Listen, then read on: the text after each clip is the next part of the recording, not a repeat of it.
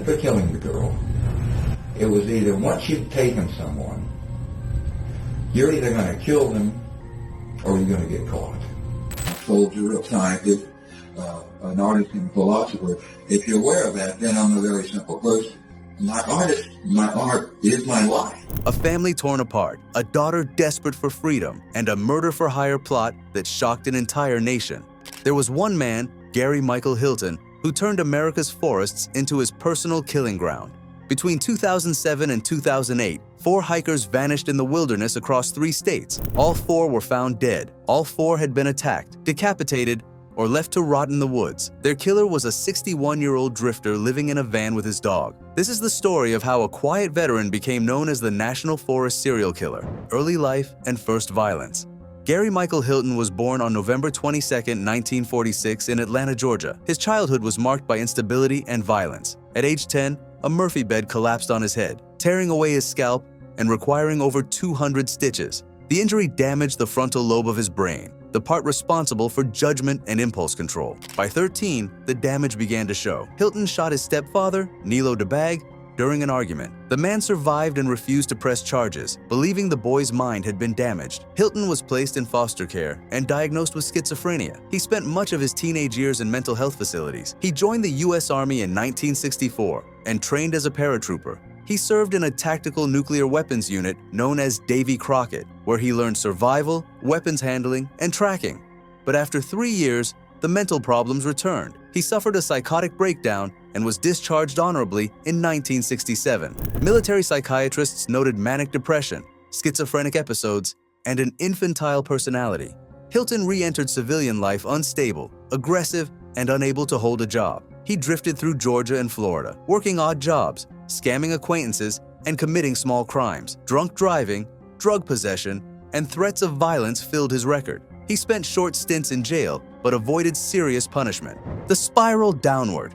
Hilton's life continued to decay through the 1980s and 1990s. Friends described him as manipulative and delusional. He often bragged about military missions that never happened. His relationship with women was volatile, a mix of attraction, anger, and resentment.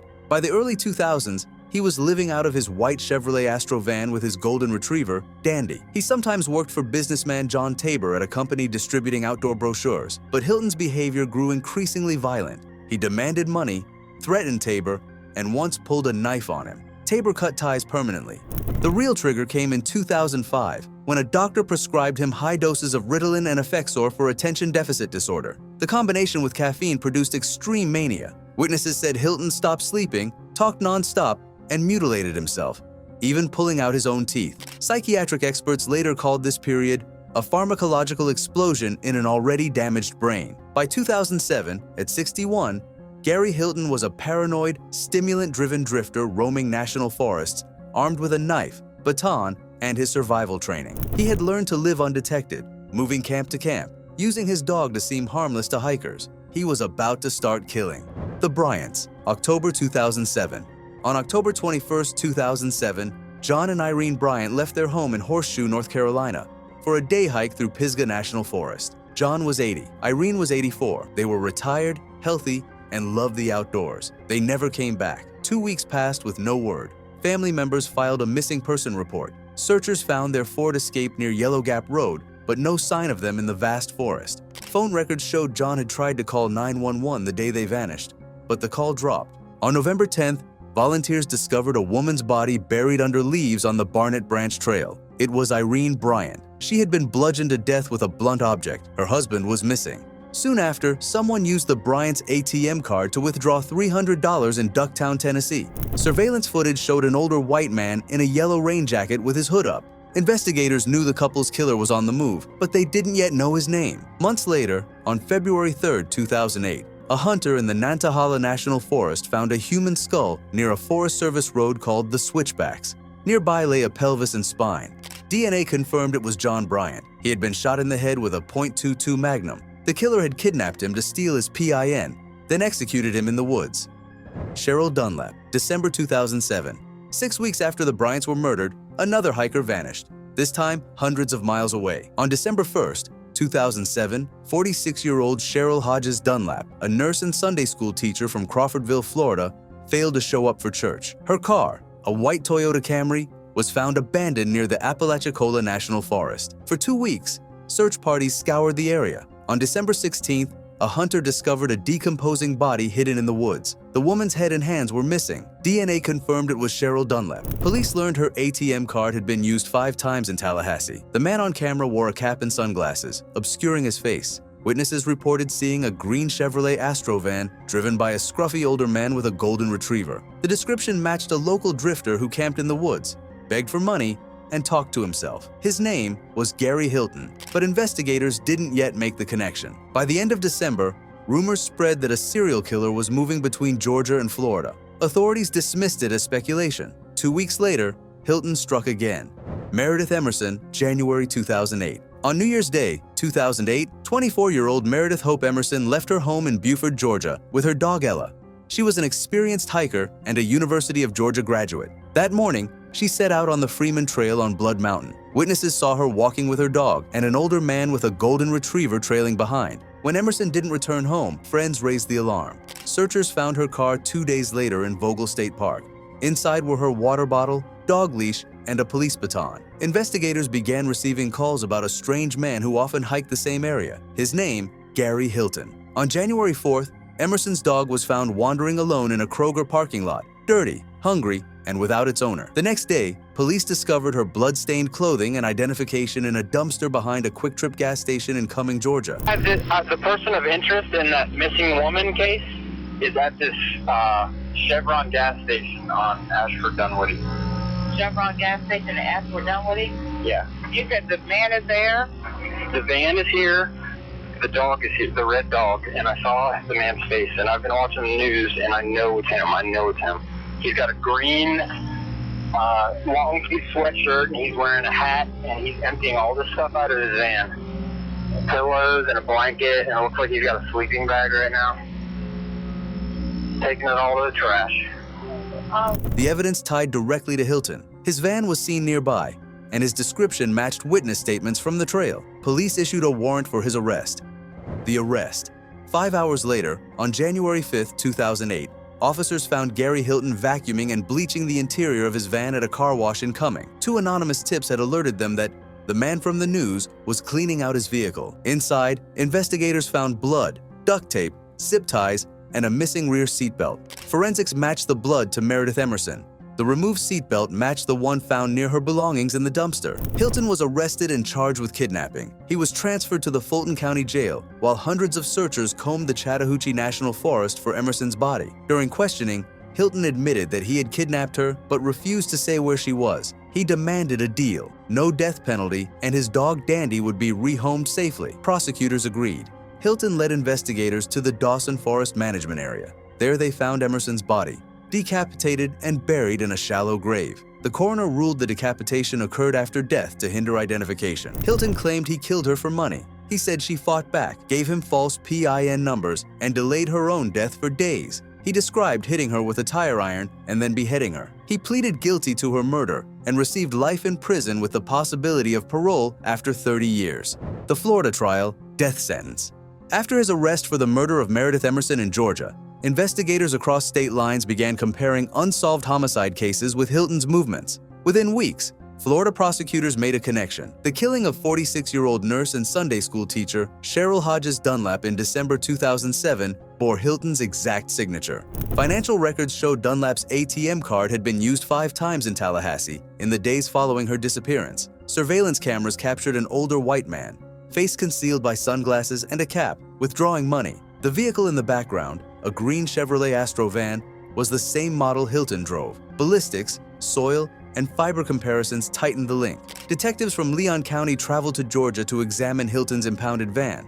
Inside, they discovered traces of Cheryl Dunlap's blood, strands of hair, and several of her personal items. Forensic teams matched tire tracks and boot prints from the crime scene in the Apalachicola National Forest directly to Hilton's vehicle and shoes. They also recovered a camcorder from Hilton's van containing deeply incriminating evidence. On the tape, Hilton could be seen talking, humming, and singing to himself while burning evidence in a wooded area, the same area where Dunlap's remains were found. Investigators believed he was recording himself as a kind of trophy, documenting his crimes in real time. According to prosecutors, Hilton had abducted Dunlap from the Leon Sinks geological area on December 1, 2007. He held her captive for roughly 2 days, forcing her to give up her ATM PIN and watching as he withdrew cash from her account. When he finally decided to kill her, he used the same method he would later employ against Meredith Emerson: blunt force trauma, decapitation, and destruction of evidence. Forensic anthropologists determined that Dunlap's head and hands had been burned in a fire pit,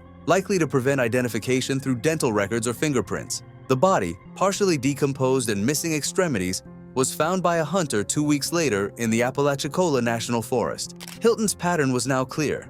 He kidnapped hikers or lone travelers, kept them alive briefly to extract money, then murdered and mutilated them. By 2008, Florida formally charged Hilton with first-degree murder, kidnapping, and theft. He was extradited from Georgia to Leon County under heavy security. His public defenders, Inez Suber and Stephen Bin, specialized in capital murder cases and prepared a defense centered on weak forensic connections and circumstantial evidence. The trial began in early 2011. Prosecutors presented a methodical case built on physical proof, digital trails, and Hilton's own behavior. They showed the jury the ATM videos, the van evidence, and the timeline linking Hilton's travels to Dunlap's disappearance. Witnesses testified about seeing an older man with a golden retriever camping near the crime scene, a direct match for Hilton and his dog, Dandy.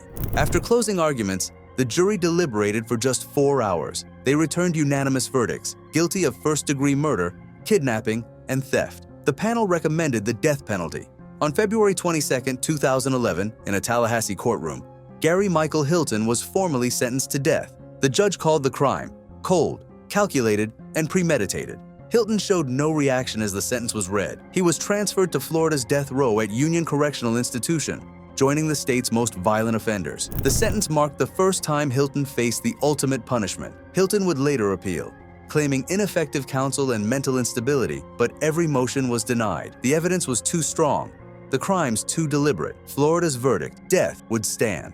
North Carolina, the Bryant's killer. In 2012, Gary Michael Hilton was brought back into court, this time in North Carolina, to face judgment for the murders of John and Irene Bryant, the retired couple whose disappearance had launched a months-long search through Pisgah National Forest. By then, Hilton was already serving a life sentence in Georgia and sitting on death row in Florida. Still, North Carolina prosecutors wanted their own conviction. They assembled a detailed case built on forensic findings, financial records, and Hilton's own admissions. Further investigation connected items found in Hilton's van to the murders. The tire iron he carried matched the blunt force injuries on Irene Bryant's skull. Soil samples taken from the van's undercarriage contained traces consistent with the area where her body had been found. The ammunition discovered during Hilton's earlier arrests, .22 caliber Magnum rounds, matched the bullet that killed John Bryant. Facing the North Carolina charges, Hilton initially refused to cooperate, but prosecutors made their position clear. They would pursue the death penalty. Confronted with the weight of evidence and his own declining health, Hilton accepted a plea deal. In open court, he admitted what he had done. He confessed to killing Irene on the trail, kidnapping John, and shooting him for his bank card. The judge sentenced him to life in prison without the possibility of parole. It was his third life sentence, added to the death penalty he already faced in Florida. Modus operandi. Hilton's crimes followed a consistent pattern. He targeted hikers in secluded areas, usually national forests, where disappearances could be mistaken for accidents. He approached victims with his dog to seem harmless. Once close enough, he attacked with a baton or knife, incapacitated them, and forced them to reveal ATM PINs. He withdrew money, then killed and dismembered them to conceal identity. His choice of national forests was deliberate. The vastness, poor cell reception, and transient population gave him cover. Every crime involved theft, violence, and meticulous disposal. His tools, duct tape, zip ties, tire irons, bleach, were standard parts of his mobile kit. After his convictions, Hilton was moved between prisons in Georgia, Florida, and North Carolina. He spent his final years appealing his death sentence, claiming his lawyers were ineffective and his mental illness ignored. In 2018, his final appeal was denied.